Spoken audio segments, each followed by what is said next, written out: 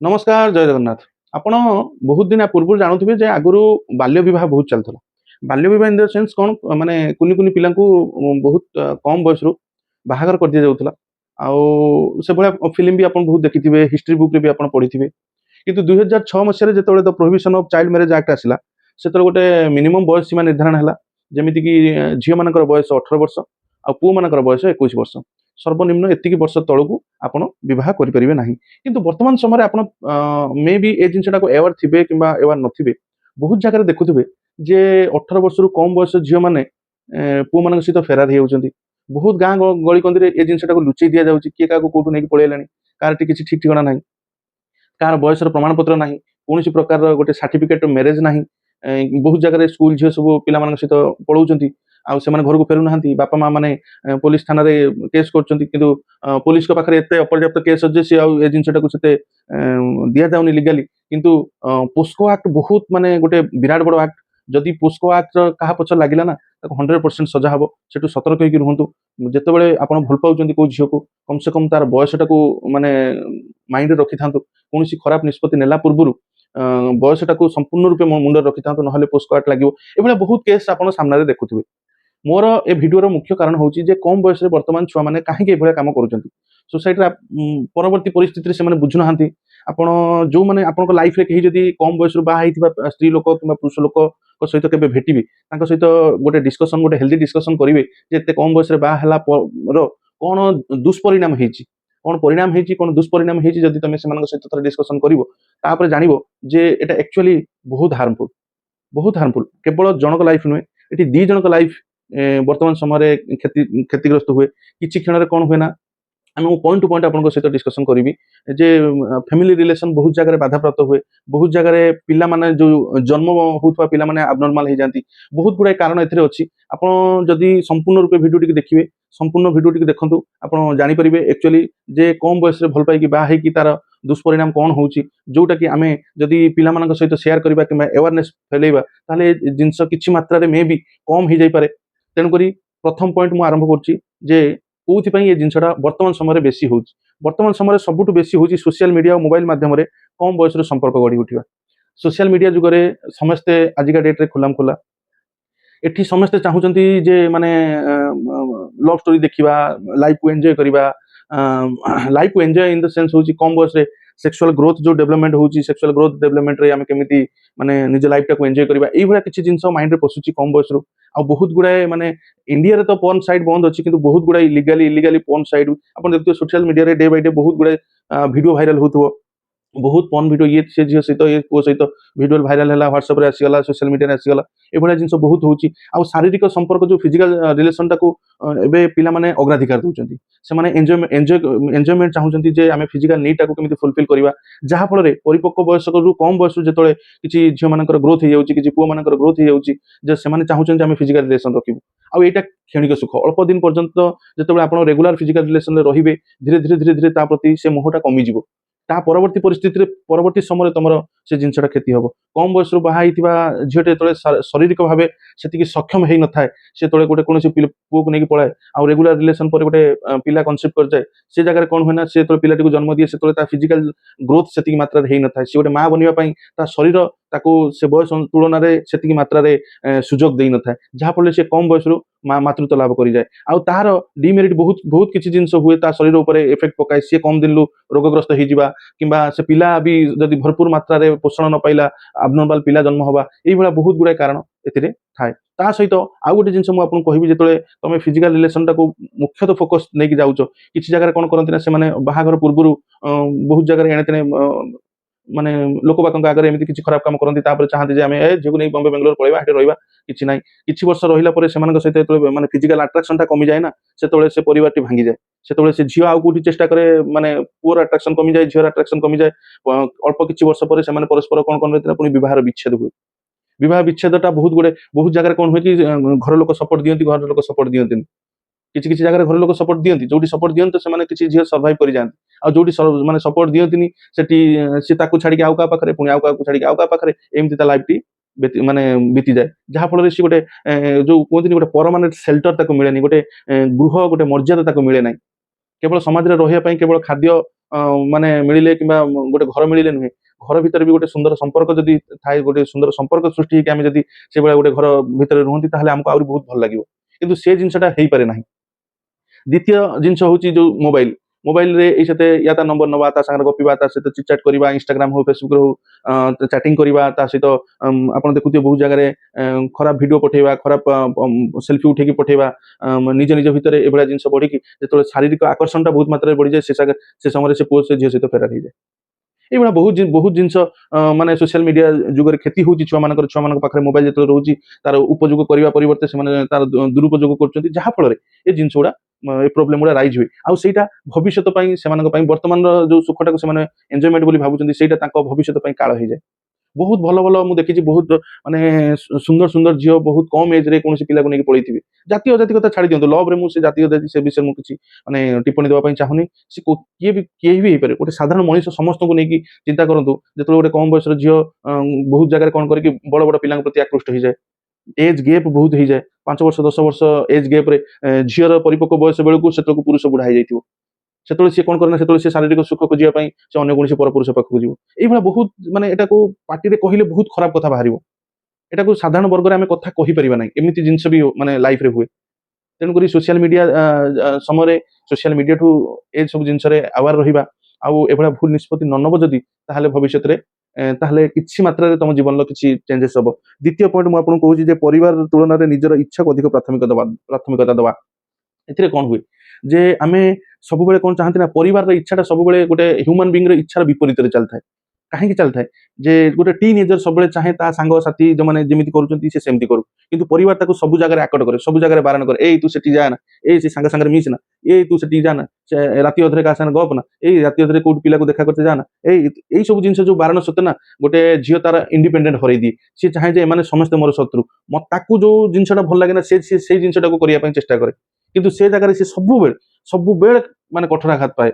କିନ୍ତୁ ସେ ଯୋଉ କୁହନ୍ତିନି ଯେ ଆଲୁଅକୁ ଦେଖିଲେ ଝିଣ୍ଟିକା ତା ଉପରକୁ ଡେଇଁ ପଡେ, କିନ୍ତୁ ସେ ଜାଣେ ନାହିଁ ସେ ଯୋଉ ନିଆଁ ଭିତରକୁ ସେ ଡେଉଁଛି ସେଠି ତାର ମୃତ୍ୟୁ ହିଁ ଅଛି।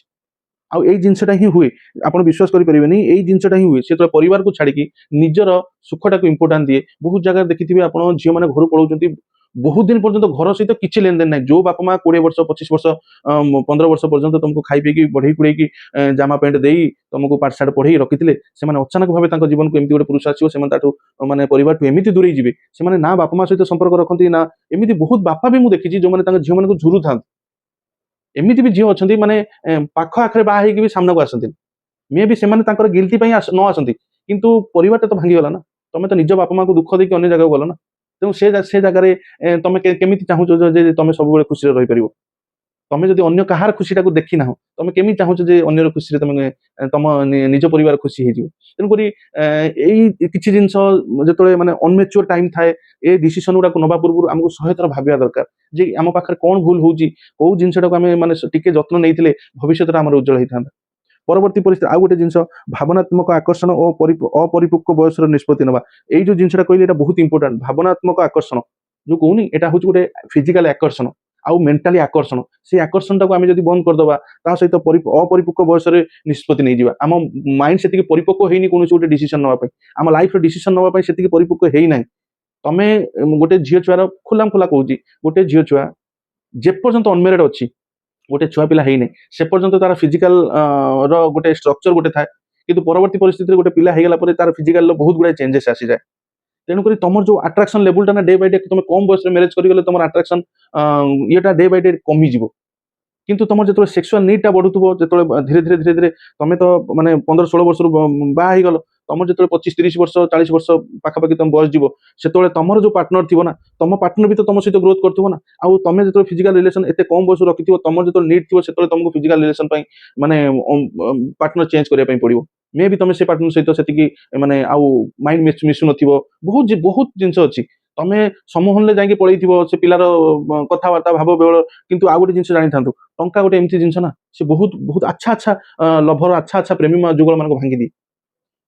କ୍ଷଣିକ ସୁଖରେ ତମେ ଭାବୁଥିବ ଯେ ସେ ସମୟରେ ପିଲା ପାଖରେ ମୁଁ ରହିଲେ ମୁଁ ଭିକାରୀ ହେଇକି ବି ରହିଯିବି, କିନ୍ତୁ ପରବର୍ତ୍ତୀ ପରିସ୍ଥିତିରେ ଯେତେବେଳେ ତମ ଘରେ ଖାଇତେ ନଥିବ, ପିଲା ରୋଜଗାର କରିପାରୁନଥିବ, ତମେ ଯୋଉ ଲାଇଫଟାକୁ ଚାହିଁଥିବ, ତମେ ଯୋଉ ସ୍ୱପ୍ନର ଦୁନିଆକୁ ଦେଖିକି ଆସିଥିବ ପ୍ରେମ କରିକି, ଯେ ମୁଁ ଏଇଭଳିଆ ଗୋଟେ ଦୁନିଆରେ ବଞ୍ଚିବି, ଏଇଭଳିଆ ଗୋଟେ ମାନେ ସ୍ୱପ୍ନ ରାଜ୍ୟରେ ବଞ୍ଚିବି, ସେ ଜାଗାରେ ଯେତେବେଳେ ତମେ ଆଗରୁ ସେ ତମର ଯୋଉ ପରିସ୍ଥିତି, ତମକୁ ମାନେ ଛୁଆଟେ ଜନ୍ମ ହେଇଛି ସେରେଲାକ ଟିକେ ଖାଇବା ପାଇଁ ନାହିଁ, କ୍ଷୀର ଟିକେ ଖାଇବା ପାଇଁ ନାହିଁ, ଚାହା ଟିକେ ଖାଇବା ପାଇଁ ନାହିଁ, ସେଇ ଜାଗାରେ ନା ପ୍ରେମ ସବୁବେଳେ ବନ୍ଧା ପଡିଯାଏ ଆଜ୍ଞା।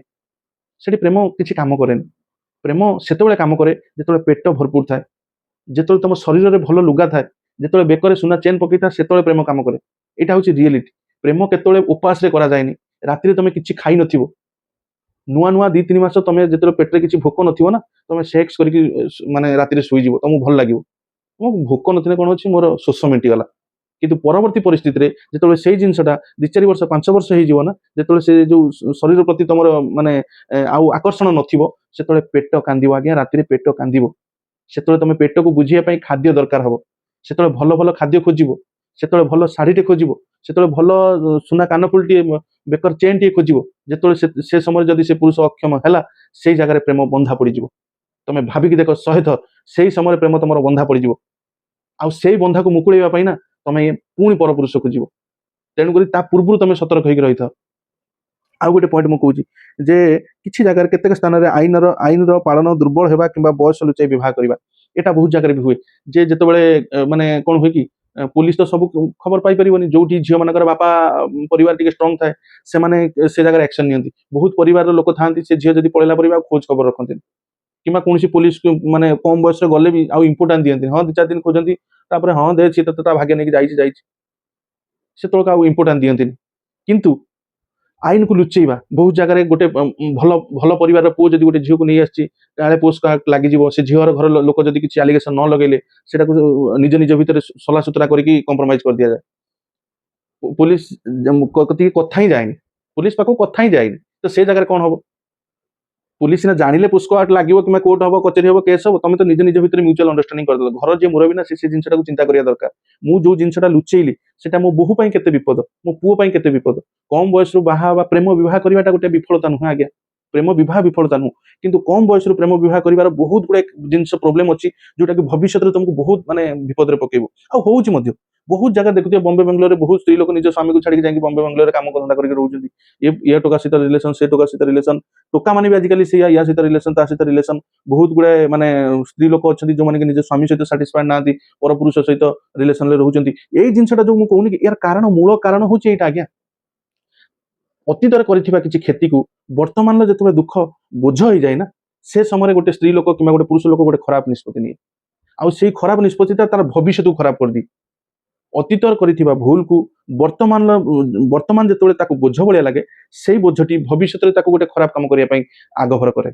ये माने बहुत गुड़ा क्राइटेरिया अच्छी यार सुस्थ रिलेशनशिप रखापी हेले कम से कम शारीरिक ग्रोथ तो कम से कम दरकार तमें बापा हवापाई हेले तुम स्पर्म तो से स्ट्रंग हवा दरकार तमें माँ हवापाई हेले तुम शरीर तुम ओभारी तो से आगे कैपेबल हवा दरकार गोटे पिला को धरी रखिपर एति तो कम से कम बुझा दरकार केवल फिजिकल रिलेशन टाक गोटे माने एंजॉयमेंट हिसाब से नहीं कि तुम 2-4 वर्ष 5 वर्ष पर्यंत एंजॉय कर समस्त गोटे पीक पीरियड थाए गोटे ग्रोथ पीरियड गोटे पीक पीरियड गोटे डाउनफॉल थाए एटी कौन हुए ना तुम जो तुम माने ग्रोथ पीरियड रे तुम रिलेशनशिप रखिल धीरे धीरे से जिनटा तुमको मजा लगिला परवर्ती जो पीक समय तुम देखिल जे माने रिलेशनशिप बिल्ड करूना से जगह पुणी तुम पार्टनर चेंज कल वर्तमान जी माने कम एज मैरिज डिवोर्स हवा कौन जगह कम एज रे झील छाड़ी आसिक बाप घर रहा तो बहुत घटना दुर्घटना हो बहुत घटना दुर्घटना हो जहाँ कहूँ माने अप्रिय सत कथा कहूँ तुम खराब भावी पार भल भाई पार बहुत गुड़ाई जिन हो जो जिनटा को आम चाहिए परिवर्तन करें कि प्रति कहीं ध्यान दौना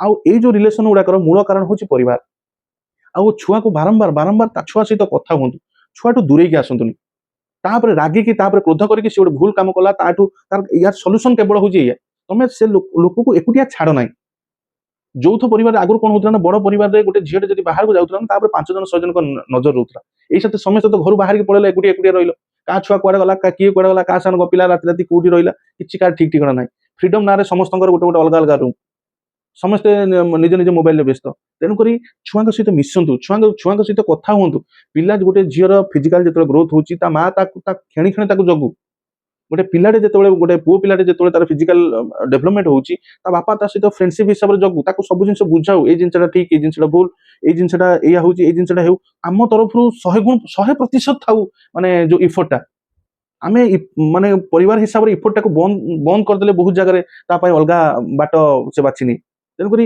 ଚେଷ୍ଟା କର ଯେ ବହୁତ ଜାଗାରେ ସେ ଛୁଆ ସହିତ କଥା ହେବା ତା ସହିତ ମିଶିବା ତା ସହିତ ମାନେ ଚେଷ୍ଟା କରିବା ତାର ଠିକ କୋଉଟା କରୁଛି ଠିକ ଭୁଲ କୋଉଟା କରୁଛି କୋଉ ଛୁଆଙ୍କ ସାଙ୍ଗରେ ମିଶୁଛି ସେ କେମିତି ମିଶୁଛି ତାର କଣ ପର୍ସନାଲ ଲାଇଫ ତାର କଣ କେମିତି କୋଉ ସାଙ୍ଗ ସହିତ ମାନେ ଠିକ କଥା ହଉଛି କୋଉ ସାଙ୍ଗ ସହିତ ଖରାପ କଥା ହଉଛି ଏସବୁ ଜିନିଷ ଧୀରେ ଧୀରେ ଆମେ ଜାଣିଲେ ହିଁ ଆମେ କିଛି ମାନେ ସଲ୍ୟୁସନ କରିପାରିବା ବହୁତ ମା ବାପା ତ ଜାଣି ହିଁ ନାହାନ୍ତି ତାଙ୍କ ଝିଅ ପଳେଇଥିବ ସେ ଜାଣିନଥିବେ ସେ ଯାଇକି 10 ଥର କୋଉ ୱେରେ ବୁଲିକି ଆସିବଣି ଘରେ କେହି କଣ ନା ଝିଅ ଛୁଆ ଆମର କଲେଜ ଯାଇଛି କିନ୍ତୁ ସିଏ ଯାଇକି ଟୋକାଙ୍କ ସହିତ ୱେରେ ଥିବ କୋଉଠି ଯାଉଛି କଣ କରୁଛି କ୍ଷଣ କ୍ଷଣିକ ଟ୍ରାକ୍ ତାକୁ କର ଅପୋଜ କଲେ ହିଁ ସେ ବୁଝିବ ଶିଖିବ ତାର ପରିବାର ପ୍ରତି ଭୟ ଆଉ ସମ୍ମାନ ରହିଲେ ସିଏ ସେ ପରିବାରର ସମ୍ମାନ ପାଇଁ ବହୁତ କିଛି ଜିନିଷ ତ୍ୟାଗ କରିଦବ ଯୋଉ ଝିଅ ନିଜ ପରିବାରକୁ ସମ୍ମାନ ଦିଏ ଯୋଉ ଝିଅ ନିଜ ପରିବାରର ବାପା ମାଙ୍କୁ ସମ୍ମାନ ଦିଏ ସିଏ ଏସବୁ ଜିନିଷ କରିବା ପୂର୍ବରୁ କୋଉଠି କାହାକୁ ନେଇକି ଯିବା ପୂର୍ବରୁ 100 ଥର ଭାବିବ ଭଲ ପାଇବାଟା କୌଣସି ପ୍ରକାର କ୍ଷତି ନୁହେଁ ଭଲ ପାଉ ବାହା ହଉ ସେ ଯାହାକୁ ଭଲ ପାଉଛି ତାକୁ ହିଁ ବାହା ହଉ କିନ୍ତୁ ଯୋଉ ସମୟରେ ହବା କଥା ସେ ସମୟରେ ହଉ ସମୟ ପୂର୍ବରୁ ଯଦି କୌଣସି ଜିନିଷ ଘଟୁଛି